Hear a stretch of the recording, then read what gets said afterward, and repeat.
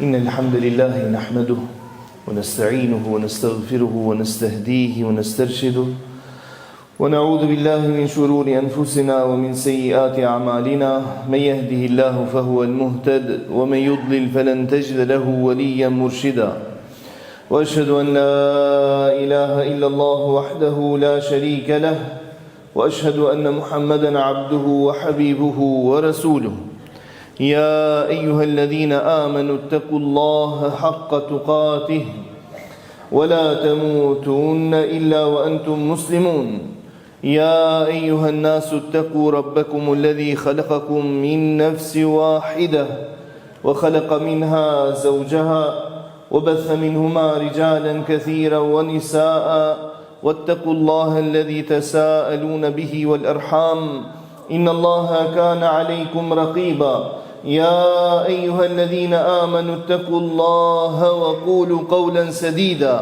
يصلح لكم أعمالكم ويغفر لكم ذنوبكم ومن يطع الله ورسوله فقد فاز فوزا عظيما وبعد عباد الله اتقوا الله فيما أمر وانتهوا عما نهى عنه وزجر وأخرجوا حب الدنيا من قلوبكم فإنه إذا استولى أسر واعلموا أنكم غدا بين يدي الله واقفون ستسألون عن أعمالكم وأقوالكم اللهم يسر لنا الحساب وقنا العذاب برحمتك يا عزيز يا تواب.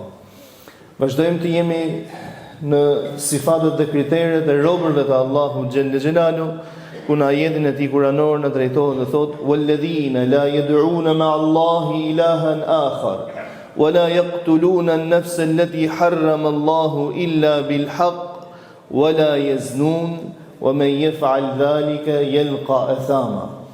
Dhe ata të cilët nuk lusin me Allahun askënd, pra nuk I bëjnë shok Allahut xhelle xhelalu në as një pjesë të adhurimit, as në lutje dhe në as adhurimet e tjera. Nuk vrasin dhe në të njëjtën kohë nuk kryejnë immoralitet. Përmendëm dhe në javën e kaluar hadithin e Abdullah ibn Mas'udit radhiyallahu anhu se një person e pyet pejgamberin alayhi salatu wasalam se cili është gjunahu më I madh. Dhe ai pejgamberi alayhi salam I thotë an taj'ala lillahi niddan wa huwa khalaqak, ti bësh Zotit shok ndërkohë që Zoti ty të ka kriju.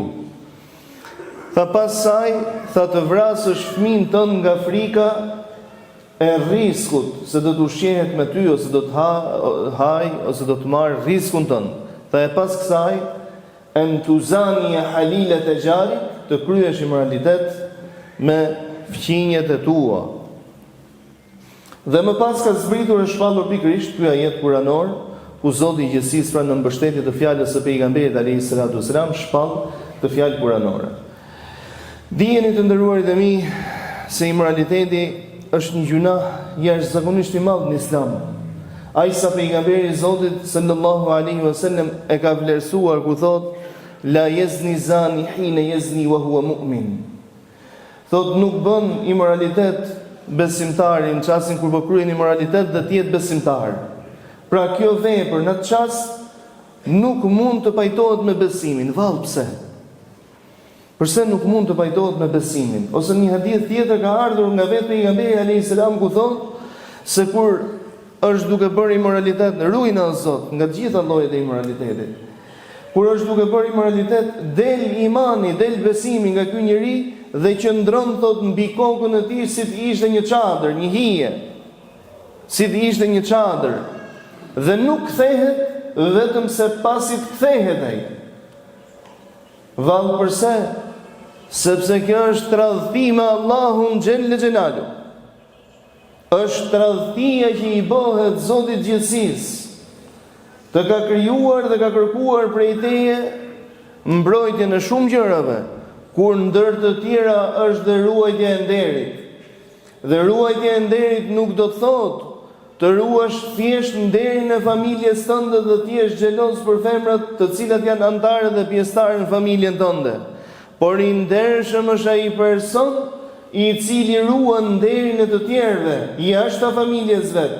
Se nëse nuk do të jetë I ndershëm, nuk do të ketë xhelozi dhe për familjen e vet, ky në statusin fetar quhet dejuth, njeri pacip, njeri pa ynyrë, njeri që nuk ka frikë asgjë.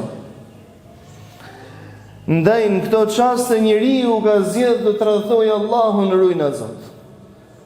Pra dëgjojmë shpesh tradhtia bashkëshortore, nuk është thjesht tradhti bashkëshortore, është tradhti hyjnore, sepse ke zgjedh të tradhtojsh Zotin, të tradhtojsh fenë e Zotit, të tradhtojsh mësimet e pejgamberit Zotit. Çdo nën mund të ishte nëna jote. Çdo femër mund të ishte motra jote, mund të ishte bija jote.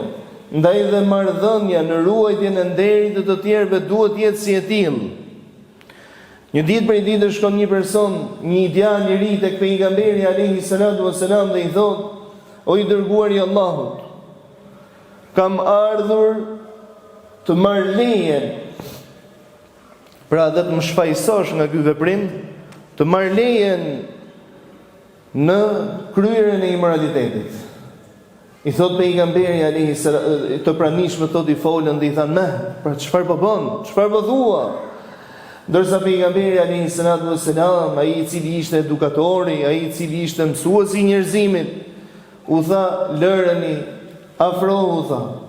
U afrua ai shumë dot me pejgamberin alayhi salatu wassalam, sa gjujt e tij u bashkuan me gjujt e pejgamberit për treguar afërsinë. Dhe i tha: "A e pranon diçka të tillë për nënën tënde?" "Ruajna Zot", tha i dërguari i Zotit. "Si mund të pajtohem që nëna ime domethënë të jetë një imorale?" "Po kështu dhe njerëzit", tha. "Kështu dhe njerëzit, nënat e tyre i kanë të shenjta. A e pranon të diçka të tillë për bijën tënde?" Normalisht në rastin konkret tham ishte djalë i ri, nuk ishte akoma bij, nuk ishte vajzë. Por kishte një diçka tjetër që në të ardhmen mund të kesh. "A e pranon ta për vajzën tënde?" "Jo, i dërguari i Allahut, tha, nuk mundem asesi." "Nuk mundem asesi." Tha: "Po kështu dhe njerëzit i kanë të shenjta dhe i kanë të dashura shumë për zemrën e tyre, vajzat e tyre. A e pranon diçka të tillë tha për motrën tënde?" Dhe vazhdon sërish djali përgjigjet në të jetën formë. "A e pranon diçka të tillë për hallën tënde? A e pranon diçka të tillë për tezën tënde?" E kopsit i dërguar një Zotit të gjithë familjen, të mos kesh më mundësi për diçka tjetër? "Jo." Atëherë pejgamberi alayhi salatu wassalam thotë: "Ja fërgoj kraharorin dhe u lut për te duke thënë: O Zot, pastroja zemrën nga të tilla anime, nga të tilla mendime dhe nga të tilla ndjenja, ruaja nderin këtij dhe bëje të qëndruesh në fe." Dhe nga ajo ditë thotë nuk u pa më ai djalë që të kishte mendime të tilla. Të nderuarit e mi, ai që e bën kohën është njeriu, situatat është pikërisht njeriu. Njeriu ka në dorë të punojë mirë dhe të shndrojë shoqërinë të gjithën në të mirë. Por ka në dorë, ja kalon Allahu xhel xelalu të punojë keq, mos na bëjë o Zot për punë ligëve, edhe të bëhet model vazhdimisht për keq. Thot pejgamberi sallallahu alaihi wasallam: "Nuk shfaqen në një popull, vini re, nuk shfaqen, pra nuk bëhen publike në një popull, dy gjunahe, vetëm sa ata e kanë merituar, pra ai popull e ka merituar ndëshkimin e Allahut, rujna Zot për ndëshkimin tënd. Imoraliteti dhe kamata. Imoraliteti dhe kamata kur publikohen, kur miratohen qoftë dhe me heshtjen e njerëzve, kur shihen si zgjidhje, në atë çast e kanë merituar që të gjithë ndëshkimin e Allahut na ruaj o Zot për gazebit tënd. Të nderuarit e mi, njeriu është krijesë prej ndjenjash, me arsye, me ndjenja. Kur ai do të ushqejë besimin, kur arsyes do të ushqejë besimin, do të bëhet krijesë që vetë përmbahet, i njeh kufit që i ka caktuar Allahu xhel xelalu për të, do të ngrihet një grad shumë të lartë, në gradën mbi me lajket. O ti i ri, nuk do të jesh i ri për gjithmonë. Nuk do të jesh në këtë dynja për gjithmonë. Mundësia që t'jepet si sprovë prej Allahu xhel xelalu.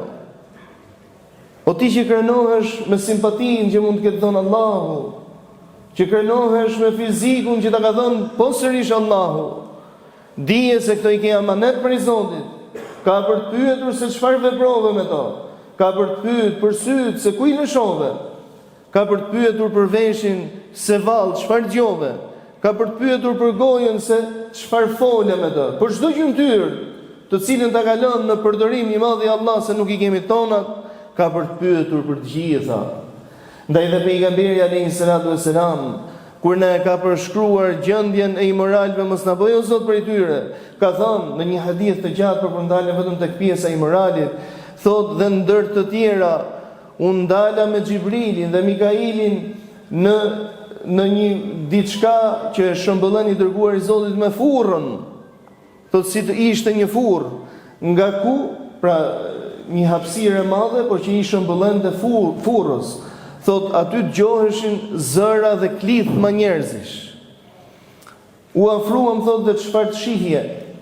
Aty kishte meshkuj dhe femra lakuriq, të cilët i kaplonte zjarri nga poshtë, nga përvolimi i këtij zjarri, thot, u shtinin klithmat e tyre.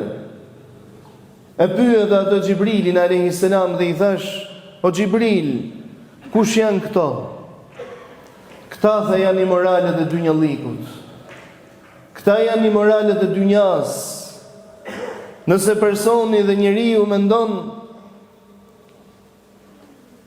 se Zoti më madhnit vet la, mos mendo domethënë se ta kaloj një gjunaf të tillë. Të kalon me vepru, por asgjë nuk mbetet pa llogari, asgjë nuk mbetet pa zbatuar drejtsinë e Allahut. Asgjë nuk mbetet pa marr atë që meriton. Ndaj ky ves kaq i keq, në ditët në të cilat jetojmë, po ushqehet akoma dhe më shumë. Po si po ushqehet më shumë? Allahu me madhnit vetë në Kur'anin e tij famlar thot: "Wa qul lil mu'minina yaghuddu min absarihim wa yahfazu furujahum." I drejtohet konkretisht besimtarëve dhe thuaj u thot besimtarëve, ai i cili mund ta ndali diçka të tillë vetëm për Allah, thuaj atyre besimtarëve të ulin shikimet e tyre, të kontrollojnë shikimet e tyre. Ose kur ka thënë se shikimi i parë është për ty, çfarë është shikimi i parë? Shikimi i parë është sa më e dallu se çfarë ishte, a ishte mashkull apo ishte femër. Kjo është marrëdhënia e fesë tonë. Ktu duhet të jetë devotshmëria. Mirë, po si t'ja bëjmë se sot jemi sprovu dhe me rrjetet sociale, ku meshkujt dhe femra, të gjithë bashku, por po flasim konkretisht për gjininë femrore, sepse femra në Islam është si një perlë, e ka po Zoti si perlë. Pra nëse do ta kishe një perlë, një gur të çmuar, do ta ekspozoje vallë? Apo do ta ruaje, do ta mbroje? Ndaj femra është si e tillë. Sot po ekspozohen me hir dhe pa hir në rrjetet sociale, duke harruar se aty mund të shohë çrëndësi ka i devotshmi apo jo i devotshmi. Domethënë, je duke e kërkuar atë shikimin, atë vëmendjen, të cilën femra muslimane e ka të kufizuar. Sot po e shef se si femra del jashtë familjes saj ose jashtë shtëpisë saj në një formë që ndoshta edhe në shtëpinë e vet nuk rrin ashtu. Rujnë Zot, sepse janë njerëzit tanë, janë motrat tona, janë kushërirat tona, janë pikërisht njerëzit tanë që na rrethojnë. Ajo që kërkohet është këto modele të mos i promovojmë. Këto modele ti zbehim, tu flasim për rëndësinë e mbulimit, të mbulesës, të ruajtjes, vlerës që i ka dhënë Allahu xhelle xhelalu. Femra nuk është një mall i cili mund të shitet dhe të blihet. Ndaj, mos i lësho shikimet kudo qoftë, në të njëjtën kohë mos provoko shikimin e tjetrit. Mos lehtëson fenë e Allahut sipas dëshirës. Është bërë udhës sot në ato që po na kërkojnë si Islami modern. Ç'është kjo Islami modern? Ç'është ky term? Çfarë moderniteti ka nevojë Islami që t'i futet? Moderniteti i Islamit është ai që na ka lënë pejgamberi alayhis salam. Jo se çfarë mund të lë unë apo tjetri e tjetri. Të gjithë jemi të gabueshëm. Vetëm pejgamberin Zoti e zgjodhi të jetë i pagabueshëm në fenë e tij. Ndaj në lidhje me ato që quhet ndryshe Islami modern, kemi gjunahe plot. Të paktën ti pranojmë, të mos i promovojmë ato islame. Ato gjunahe. Të mos i nënçmojmë ata të cilët u përmbahen këtyre hapësirave dhe këtyre kufive ku e lut Zotin të shpërblej që të gjithë të na bëjmë më të mirë nga ç'jemi. Vëllezërit e mi, duhet kemi parasysh se për të arritur një moralitet ka shumë hapa, të cilat ne i tolerojmë në jetë. Lehtësimi domethënë i marrëdhënies së dy gjinive, sepse e tillë është ndërtuar dhe shoqëria, por nuk ka qenë e tillë. Përse para dekadave para se të vinte komunizmi nuk ishte si e tillë në vendin tonë. Nuk dëgjoje për immoralitet në vendin tonë, vetëm se shumë rrallë, raste shumë të rralla. Përse sot nuk ka libër që mund t'i përmbaj? Me çfarë po ndëshkohen sot ata të cilët i promovojnë dhe zgjedhin t'i publikojnë? Statistikat sot thonë se në botë janë mbi 40 milion të prekur nga sëmundja e SIDA-s. Mbi 40 milion të prekur që vuajnë. Dhe këto janë të deklaruarit, të evidentuarit, por mund të ketë të tjerë të cilët nuk janë të evidentuar. E gjitha kjo për çfarë? Vetëm për faktin se zgjedh të kundërshtojsh Allahun xhelle xhelalu. Ndaj të lutem me ty e madhnueshmi Allah të na rush, na mbrosh, na rush nderin ton, nderin e familjeve tona, nderin e popullit ton, nderin e mbar muslimanëve, na bësh të ndershëm këtë jetë dhe të na ringjallësh me të ndershmit në ahiret. Amin Allahumma amin. Walhamdulillahi rabbil alamin. Alhamdulillahi wa kafa wa sallallahu wa sallam wa baraka ala nabiyhi al-mujtaba. اللهم صل على محمد وعلى آل محمد كما صليت على إبراهيم وعلى آل إبراهيم في العالمين إنك حميد مجيد.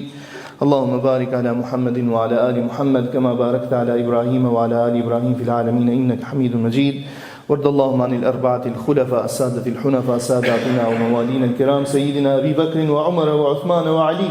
وارض اللهم عن سائر الصحابة والتابعين وتابعيهم بإحسان إلى يوم الدين. اللهم آمين. Thotë nderuar Imam Ahmed ibn Hanbal rahimahullah, nuk di të ketë gjunah më të madh në Islam pas vetvrasjes thotë se immoraliteti. Mjaftoi që Zoti në ajetin të cilin ne e përmendëm e ka bashkuar, e ka renditur pas vetvrasjes dhe pas shirkut, pas bëmës shok Allahut. Dhe nëse e ka bërë diçka të tillë e ka bërë për të treguar se çfarë pasoja shkakton, çfarë dëmi ka. Ndaj dhe pejgamberi i dashur në një tjetër hadith ka thënë dy personave, Zoti as nuk u flet, as nuk tregohet i butë me ta, dhe as nuk e hedh shikimin e tij drejt tyre në ditën e gjykimit. Plaku i moral, rujna Zot, plaku i moral dhe fukarai mendje madh. Plaku i moral dhe fukarai mendje madh. Vallë, domethënë nëse njeriu që ka justifikuar në mënyrë kategorike, jo. Por ai i cili akoma dhe më shumë, domethënë është hap shumë më afër varrit, shumë pranë takimit me Allahun, duhet reflektimi të jetë akoma dhe më i madh. Nëse një i ri apo një e re mund të justifikohen nga gjendja, jo të justifikohen, domethënë, por në krahasim me një të moshuar mund të justifikohen nga gjendja e rinisë tyre, ky nuk ka më asnjë lloj justifikimi për të. Sepse ky është duke zgjedhur me mbyll dhe jetën e tij në atë formë, ndërsa ne kërkojmë që jetën ta mbyllim ashtu siç e kënaq Allahun subhanahu wa taala. Pasojat e immoralitetit janë të pakrahasueshme, të panumërta, por mjafton thash më kryesori i të gjithave të jesh tradhtar me Allahun. Dhe po që je tradhtar me Allahun nuk mund të jesh besnik me askënd. Lutim Zotin inshallah, o Zot, na i pranon lutjet tona, adhurimet tona, agjërimin ton. O Zot, na beqaton me të mirën në këtë dynjë, na beqaton me të mirën në ahiret. Lutem me ty të madhnueshmi Allah të na orientosh për nga e mira vazhdimisht dhe të na bësh prej vepërmirëve. Lutem me ty të madhnueshmi Allah të na pajisësh me sinqeritet, me çiltërsi, me urtësi, me dashuri, me afrimitet, na afro Zot me njëri tjetrin dhe na i afro zemrat ashtu sikurse i afrojmë trupat tan për namaz. Lutim Ty o i madhnueshmi Allah të na i falësh gjunahet tona, lëshimet tona, taksiratet tona. Na i ruash prindrit tan për ata që i ka dhe t'ja mëshirosh atij i cili nuk i ka. Lutim Ty o i madhnueshmi Allah të mëshirosh vdekurit tan dhe të vdekurit e mbar muslimanëve. Tu ndihmosh muslimanëve kudo që ata janë, kudo që ata ndodhen. Ndihmoj dhe shëroj o Zot të sëmurët. Ndihmoj o Zot të pastrehen dhe strehoj ata. Ndihmoj o Zot ata të cilët janë të munduar nga borxhet dhe ndihmoj në shlyerjen e borxheve të tyre. Lutim Ty e madhnueshmi Allah për çdo të stresuar, të brengosur, të munduar nga hallet e jetës, lehtësoja i madhnueshmi Allah hallet, streset dhe brengat e tij. Lutim Ty e madhnueshmi Allah për muslimanët anë mban botës, kudo që ata janë, e veçanërisht ata të Palestinës, të Gazës, të Sirisë, të Yemenit, kudo derdhet gjaku i muslimanit, kudo që trazohet siguria e muslimanit, Zoti i madhnueshëm i pranë tyre dhe ndihmojë atyre. Lutem Ty i madhnueshmi Allah të na rikthesh që të gjithë në fe dhe në besim me një rikthim të vërtetë, rikthim pas cilit nuk ka më devijim. Lutem Ty i madhnueshmi Allah sikurse na mundsove që në këtë ditë begat, në këtë muaj begat, në këtë vend begat, me u mbledhur dhe me shprehur dhe një herë tjetër nga dëshmirinë tonë ndaj amanetit tënd faljes së namazit, na mundso Zot që të gjithë bashkë me familjet tona të mbledhemi në xhenetet e larta, në xhenetet Firdaus, me kryet dashmin e zemrave tona Muhammedin alayhi salatu wassalam. Amin Allahumma amin walhamdulillahi rabbil alamin. أشرقت نفسي بنور من فؤادي